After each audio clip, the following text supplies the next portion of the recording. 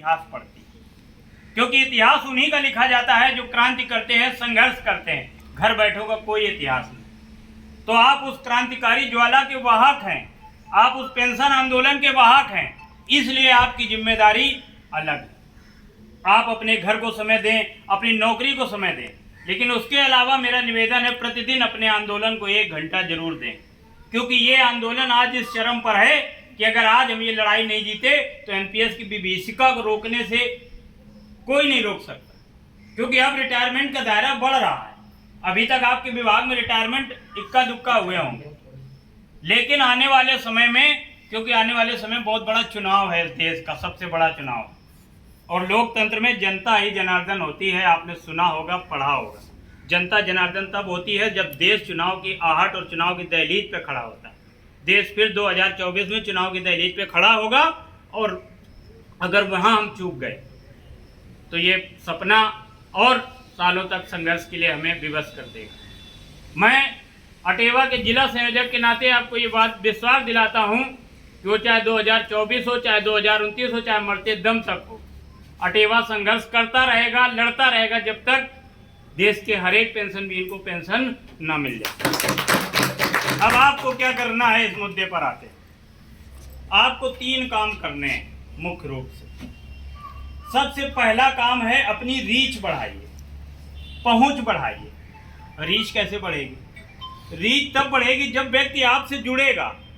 आपके पास अटेवा में, अटेवा डेरापुर का ग्रुप है, मुझे लगता है लगभग सारे पदाधिकारी एडमिन होंगे, और अगर सारे पदाधिकारी एडमिन हैं तो हर एक पदाधिकारी के मोबाइल में एवरेज में 100 से 200 नंबर कर्मचारियों के फीड रहते हैं, मुझे पता है, मेरे मोबाइल में भी फीड है। आप उनको अटेवा डेरापुर के ग्रुप में जोड़िए, सबसे पहला काम और सबसे महत्वपूर्ण काम ये है। अगर आप उनको अपने मिशन से नहीं जोड़ेंगे, आप उनको बताएंगे नहीं कि 20 अगस्त को कानपुर में ऑर्डिनेंस, रेलवे और कई सारे विभागों के कर्मचारी पुरानी पेंशन के लिए विजय बंधु को सुनने इकट्ठा हो रहे हैं, तो कैसे जानेगा कि इस संडे को आपने क्या किया? साल के 365 दिन आपको अपने मुद्दे को, अपने आंदोलन की अलग को जगाना है, तो उनसे कनेक्ट करना होगा, उनको रीच करना होगा, उन तक पहुंचना होगा। और कनेक्ट करने का सबसे बढ़िया तरीका है सोशल मीडिया, क्योंकि पुराने समय में राजा महाराजा, पुराने समय में जब लड़ाइयाँ होती थी तो वो शक्तिशाली होता था जिसके पास उन्नत किस्म के हथियार और बंदूकें हैं। आज के दौर में वो शक्तिशाली होता है जिसके पास सूचना प्रौद्योगिकी पे कंट्रोल है, और आपका ये कंट्रोल या आपका ये मोबाइल है। तो साथियों, सबसे पहला काम और आज ही करना है कि अटेवा डेरापुर में जितने भी पदाधिकारी हैं, ब्लॉक संयोजक जी आप इस बात को नोट करिए, जितने भी पदाधिकारी हैं सबको एडमिन बनाइए और सब 25-25 लोगों को जोड़ेंगे। आज अटेवा डेरापुर फुल हो जाना चाहिए। किसी भी दशा में अटेवा डेरापुर में ये ना हो कि ये हो कि दूसरा ग्रुप बनाना पड़ेगा। अटेवा झिंझक में 2 ग्रुप बने, सदस्यता होती है, सबसे पहला काम ब्लॉक संयोजक उठाता है, उसका नंबर फीड करता है, अपनी डायरी में भी लिखता है और मोबाइल और व्हाट्सएप ग्रुप में भी डालता है। अगर आप उसका नंबर नहीं जोड़ेंगे तो आपके मुद्दे से नहीं जुड़ेगा, वो आपको भी 200 रुपये वसूलने वाला समझेगा, क्रांतिकारी नहीं समझेगा। क्योंकि अभी जैसे मंडल अध्यक्ष जी कह रहे थे, हमने जो किया हम बता नहीं पा रहे हैं, आप किसको किसको बताने जाएंगे? वो फेसबुक में देखे, वो भले लेफ्ट हो जाए, व्हाट्सएप ग्रुप से लेफ्ट हो जाए, 2 दिन बाद फिर उठा के जोड़ दीजिए। जब आप उसको ग्रुप में जोड़ेंगे तब वो होगा, तो ये काम हो जाएगा, मुझे लग रहा है इसमें तो किसी को कोई दिक्कत नहीं है। सबसे पहला काम। अब दूसरा काम, ब्लॉक संयोजक पूरे ब्लॉक में नहीं घूम सकता, ये फैक्ट। मुझसे कहा जाए कि पूरा जिला घूम लो, तो हम जिले की बैठक तो कर लेंगे, हर जगह डेरापुर में कर ली, राजपुर में कर ली, लेकिन इस कानपुर देहात में 67 माध्यमिक विद्यालय, 4000 प्राइमरी, इन सब में कैसे घूमे? इसलिए हमें संगठन की जरूरत है। तो इस बात को चिन्हित करें कि आप किस एनपीआरसी में कमजोर पड़ रहे हैं। ब्लॉक संयोजक ये सुनिश्चित करे कि इस एनपीआरसी में हमारा आदमी नहीं। एक व्यक्ति के लिए पूरा ब्लॉक घूमना कठिन है, लेकिन एक व्यक्ति के लिए न्याय पंचायत घूमना सरल है। भले वो 1 दिन में, आधे घंटे में करे, 4 दिन में कर लेगा एनपीआरसी। तो हर एनपीआरसी तक आपका एक बंदा हो, और जिस एनपीआरसी में आपके पास कोई बंदा ना हो, कोई ना हो, जिला कमेटी को बताइए, जिला टीम वहाँ व्यवस्था करेगी कि उस एनपीआरसी में सदस्यता हो। आप हर एक पेंशन विहीन तक पहुँचें, क्योंकि वो सदस्यता ले न ले अलग बात है, आप उसका नंबर लीजिए, ग्रुप में जोड़ दीजिए। लेकिन कोई ये ना कह दे कि जब पेंशन की लड़ाई चल रही थी तो मेरे पास तो साहब कोई नहीं आया, नहीं तो मैं भी इस आंदोलन में जुड़ता। तो साथियों, हर न्याय पंचायत तक आपको जाना, ये दूसरा काम है।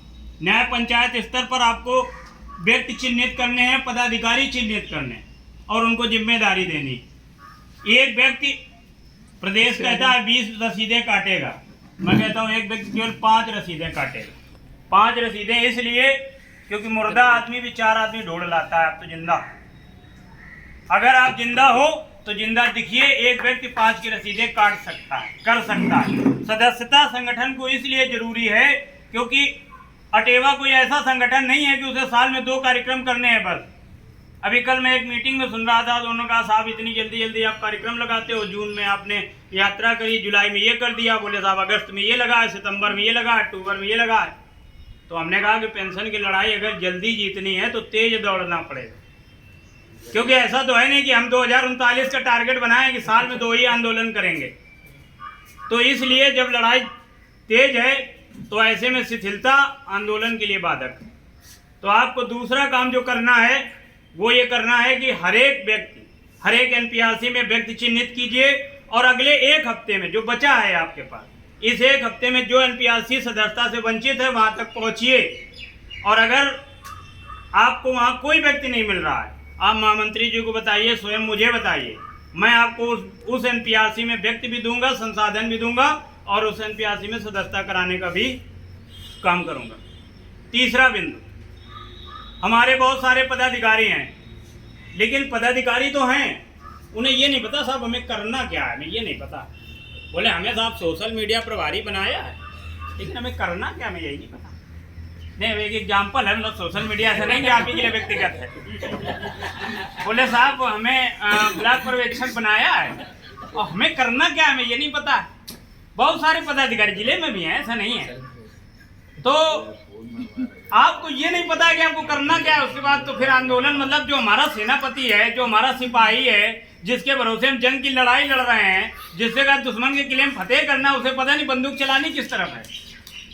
कुछ तुम्हारे इतने उत्साही साथियों बंदूक वापस अपने साथियों का धड़ धड़ शुरू 2-4 गिरा दिए पदाधिकारी, वो अटेवा ये कर रहा, अटेवा वो कर रहा, हमारा पदाधिकारी कह रहा, हम दूसरे से क्या उम्मीद करें। तो पदाधिकारी को क्या करना है ये भी समझने की जरूरत है।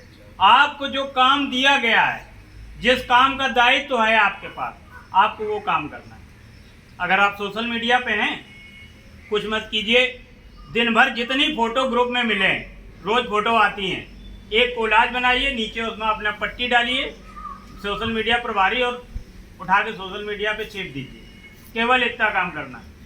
अगर आप ब्लॉक पर्यवेक्षक हैं तो आप ब्लॉक संयोजक से पूछिए, ब्लॉक महामंत्री से पूछिए, एक दिन पर डे कि आज कहाँ सदस्यता हुई, कहाँ नहीं हुई, कौन पदाधिकारी काम कर रहा है, कौन पदाधिकारी काम नहीं कर रहा है, उसकी रिपोर्ट आप महामंत्री तक पहुँचाइए। इतना काम। तो हर व्यक्ति अपनी जिम्मेदारी समझ लेगा, आंदोलन और संगठन अपने आप दौड़ने लगेगा। तो ये आपको तीसरा काम करना, हर एक पदाधिकारी अपनी जिम्मेदारी से परिचित हो कि मुझे करना क्या है। और जिसको कुछ ना पता हो कि मुझे नहीं पता साहब क्या करना, वो हमें फ़ोन करें, हम उसको बताएंगे आपको ये काम करना, उसको काम भी दे देंगे। तो साथियों, ये भी आपको करना है। तो जब आप ये करेंगे तो इससे आपका ब्लॉक मजबूत होगा, आपका आंदोलन मजबूत होगा, और जब आपका आंदोलन मजबूत होगा तब पुरानी पेंशन मिलेगी। और मैं आपको ये बता दूं, बहुत सारे हमारे मित्र हैं, बहुत सारे जिनसे मैं बात करता हूं, बोले साहब हम पेंशन तो चाहते हैं लेकिन पार्टी पसंद नहीं आती, साहब ये पार्टी नहीं, ये पार्टी कहते तो हम कर लेंगे। विचारधारा पहले निकल आती है। विचारधारा, राजनीतिक दल काम नहीं आते। अगर बुढ़ापे में पेंशन हुई तो ही आपकी विचारधारा जिंदा रहेगी, और बुढ़ापे में अगर पेंशन न हुई तो न विचारधारा जिंदा रहेगी, न आपका आत्मसम्मान, न स्वाभिमान जिंदा रहेगा। भूखे का कोई धर्म नहीं होता।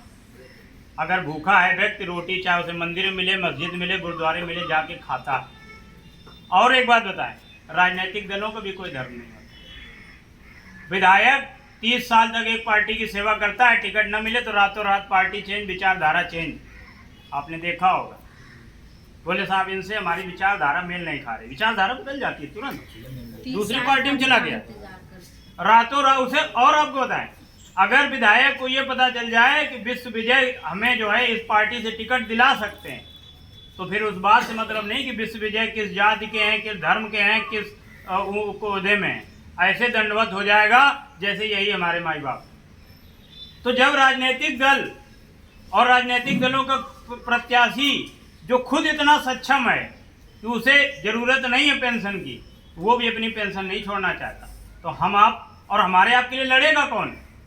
कोई अडानी अंबानी की तरीके लॉबिंग तो नहीं हो रही, हमारे आप के लिए तो हम ही आप लड़ेंगे। तो इस बात को मत देखिए कि आपके पीछे कौन खड़ा है। अगर आपने आंदोलन और संघर्ष का बीड़ा उठाया है तो पुरानी पेंशन बहाली तक चलिए। और आपको बताएं कि इस देश में व्यक्ति पैदा होता है, जिंदगी जीता है, चला जाता है, लेकिन व्यक्ति के कर्म ही उसकी जिंदगी के बाद उसके साथ जीवित रहते हैं। तो आपको ये सोचना है कि पुरानी पेंशन बहाली के इस निर्णायक दौर में आपको इतिहास किस रूप में याद रखे, ये तय करना आपकी जिम्मेदारी है। और आप सब लोगों ने बहुत ध्यान से सुना, इसके लिए बहुत बहुत धन्यवाद। और अगर मेरी कोई बात किसी को ऐसी लगी हो तो कृपया मुझे गलत साबित करें, मैं क्षमा कर चाहता हूँ। ठीक दवाई तो वैसे भी कड़वी होती है लेकिन वो फायदा करती है। बहुत बहुत धन्यवाद संयोजक जी के द्वारा बहुत महत्वपूर्ण